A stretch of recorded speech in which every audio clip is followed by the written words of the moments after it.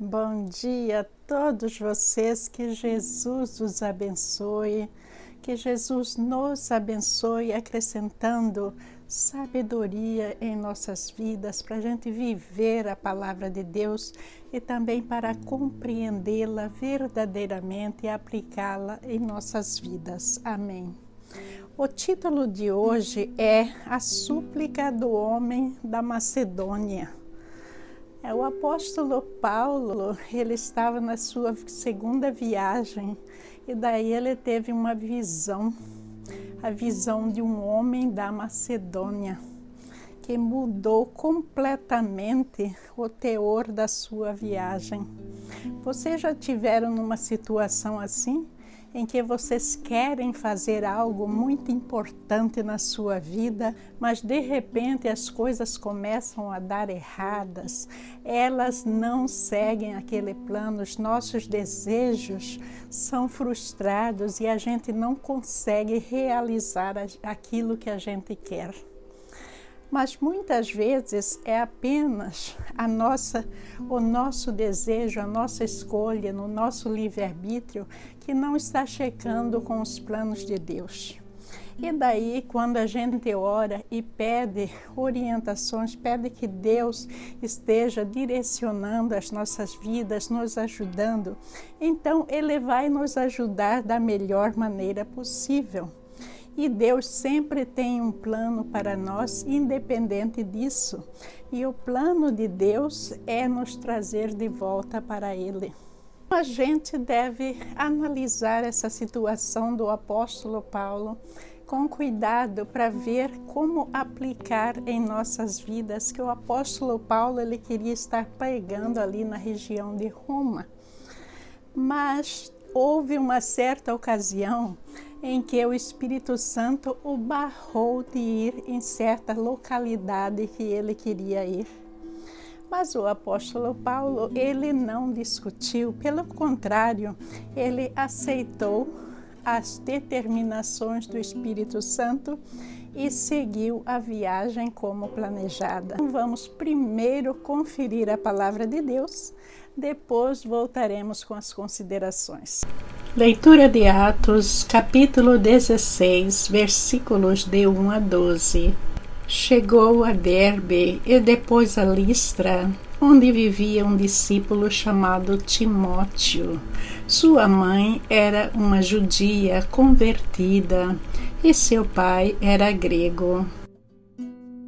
Os irmãos de Listra e Icônio davam bom testemunho dele. Paulo, querendo levá-lo na viagem, circuncidou-o por causa dos judeus que viviam naquela região, pois todos sabiam que seu pai era grego.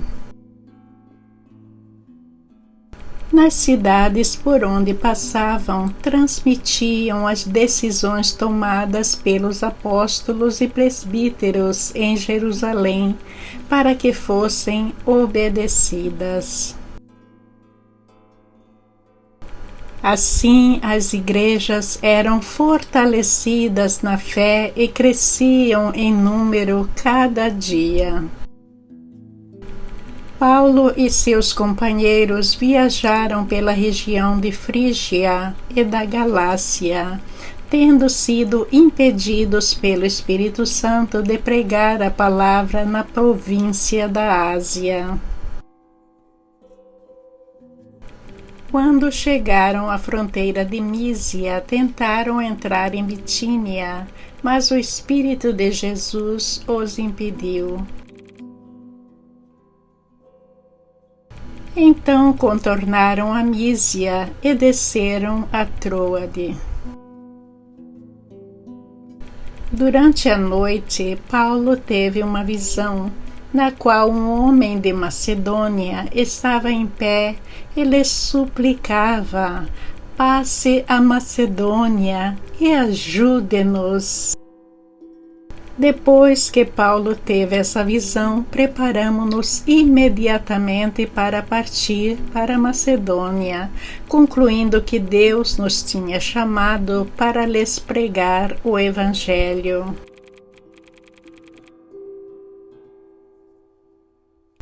Partindo de Troade, navegamos diretamente para Samotrácia e no dia seguinte para Neápolis.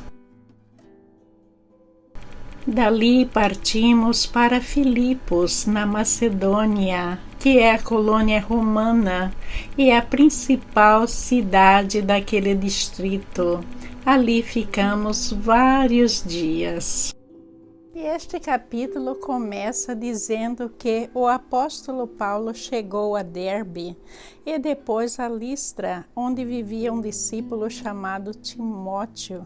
Sua mãe era judia, convertida, e seu pai era grego. Veja que já faziam mais ou menos 5 anos que a primeira viagem missionária de Paulo tinha terminado e agora nós estamos na fase da segunda viagem. Ao chegar nesse lugar, ele vai conhecer o jovem Timóteo. Timóteo tinha por volta de 20 anos e era uma pessoa devotada a Deus, que já trabalhava com Deus. E o interessante sobre Timóteo, que foi providência divina trazê-lo para o grupo de Paulo, é que a mãe de Timóteo era convertida ao cristianismo. O nome dela era Eunice, mas ele tinha um pai incrédulo que se chamava Luís. E então essa mistura era muito interessante e também muito útil para o apóstolo Paulo. Timóteo passou a ser a mão direita do apóstolo Paulo e o apóstolo Paulo chegou a dizer que o considerava seu filho na fé. Algo muito profundo estava acontecendo ali. Era uma confiança muito grande de um para o outro. E quando o apóstolo Paulo estava na cadeia, quem ajudava o apóstolo Paulo a continuar escrevendo as cartas, mandando as cartas para as igrejas, era Timóteo. Um fato interessante que aconteceu nessa junção de Timóteo com Paulo é que o apóstolo Paulo, depois do concílio que houve na Antioquia, ele estava pregando que não era mais necessário a circuncisão e nem obedecer os rituais que eram adotados através da lei mosaica, porque Jesus Cristo já tinha vindo. Que se eles continuassem com a circuncisão, significaria que a salvação ainda era por obras, algo que a pessoa ia fazer a circuncisão para ser salvo, os rituais para a salvação, para retirar o pecado. Mas com a vinda de Jesus Cristo, tudo isso já tinha sido substituído, porque Jesus Cristo morreu na cruz para nos salvar dos pecados. Então, a partir da morte de Jesus Cristo, tudo que a gente precisa para ser salvo é acreditar que Jesus Cristo é o Messias, é o nosso Salvador e segui-lo. A gente tem que viver uma vida totalmente transformada, como Jesus Cristo nos ensinou. Isso significa aceitar Jesus não apenas da boca para fora, mas transformar nossas vidas em todos os sentidos. Mas o que é interessante sobre isso é que o apóstolo Paulo estava pregando contra a circuncisão, mas ele circuncidou Timóteo. Vocês sabem por quê?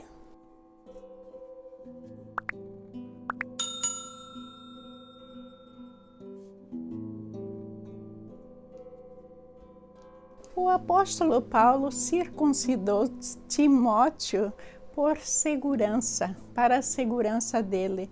E outro motivo é que se Timóteo fosse circuncidado, ele seria mais facilmente aceito pelos judeus, porque parte da missão do apóstolo Paulo seria pregar nas sinagogas. E se Timóteo não estivesse circuncidado, ele não teria acesso a essas sinagogas. Veja que Timóteo, ele tinha a dupla nacionalidade. Ele era judeu por parte da mãe e grego por parte do pai. Então, os judeus acreditavam que para ser filho de Deus eles tinham que circuncidar. Se Timóteo não estivesse circuncidado, significaria para os judeus que Timóteo tinha renunciado à sua crença, que então ele não seria mais aceito como um judeu. Por quê? Porque para eles, os judeus, Timóteo seria considerado um gentio. E aí no versículo 4 está falando de que o apóstolo Paulo pregava nas cidades onde passavam, transmitiam as decisões tomadas pelos apóstolos e presbíteros em Jerusalém para que fossem obedecidas. As decisões tomadas nesse concílio que eu expliquei para vocês, esse concílio que houve, em que todos eles reuniram para discutir. Por quê? Porque algumas pessoas que estavam no cristianismo e eram também de origem judaica, eles saíram para outros lugares pregando que a circuncisão era necessária. Então eles fizeram esse concílio e eles resolveram que não era necessário, que os rituais também não eram mais necessários. Aí escreveram uma carta e o apóstolo Paulo estava indo com Timóteo e pregando nesses lugares, apresentando a carta que é para mostrar que no cristianismo, com a vinda de Jesus, nada disso é mais necessário. Aí aconteceu algo muito interessante, que o apóstolo Paulo teve a segunda visão da sua vida, e essa segunda visão é sobre o homem da Macedônia. Veja que a primeira visão de Paulo mudou a sua vida completamente.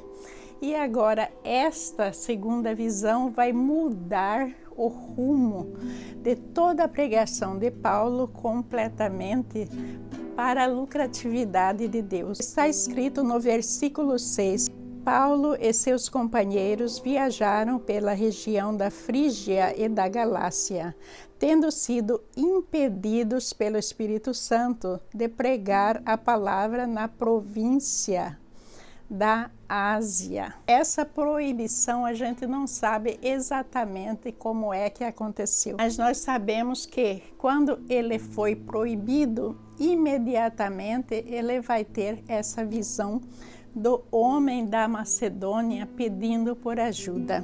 Para registrar, nós sabemos que Paulo tinha sido impedido de pregar em outras cidades.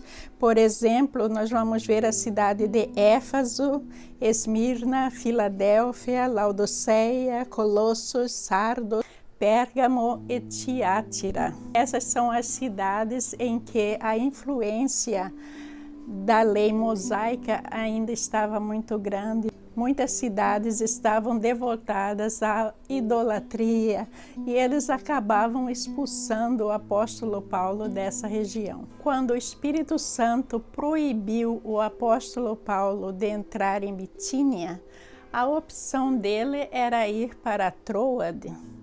E daí, indo para Troade, ele teve a visão desse homem da Macedônia. E o homem da Macedônia pediu para ele: passe a Macedônia e ajude-nos.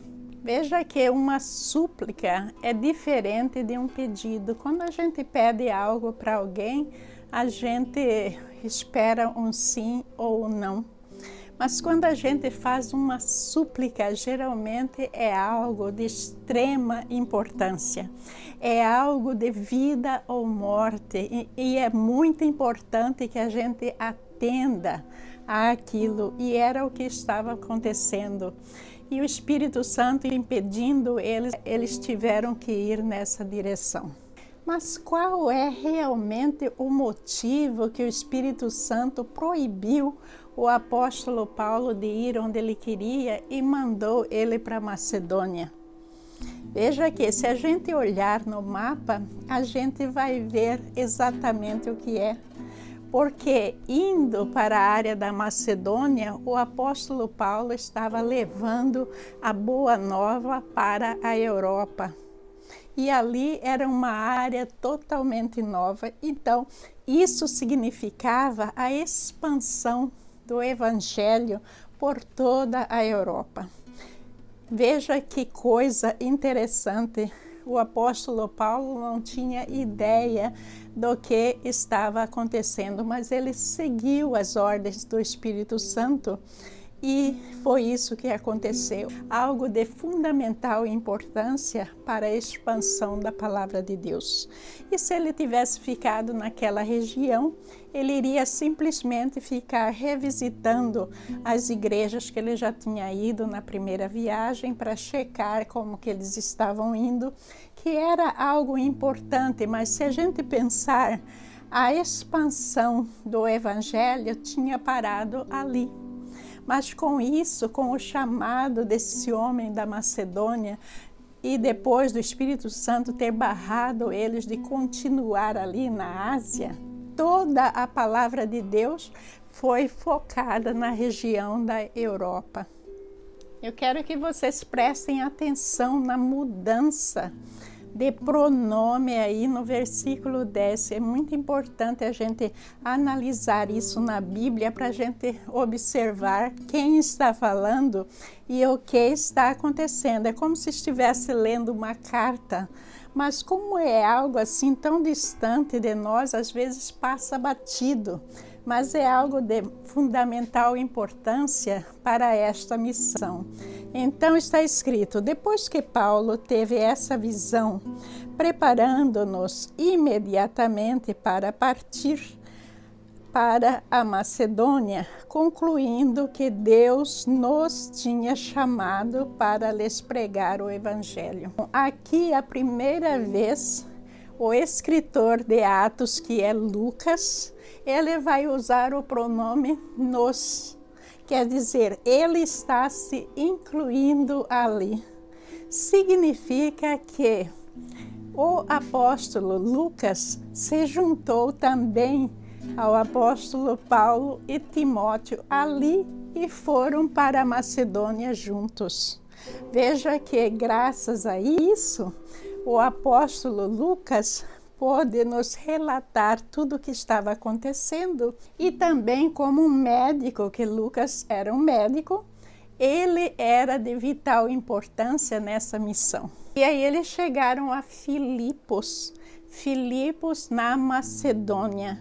Filipos é o nome de uma região que foi dado em homenagem ao rei Filipe II, que era filho de Alexandre o Grande.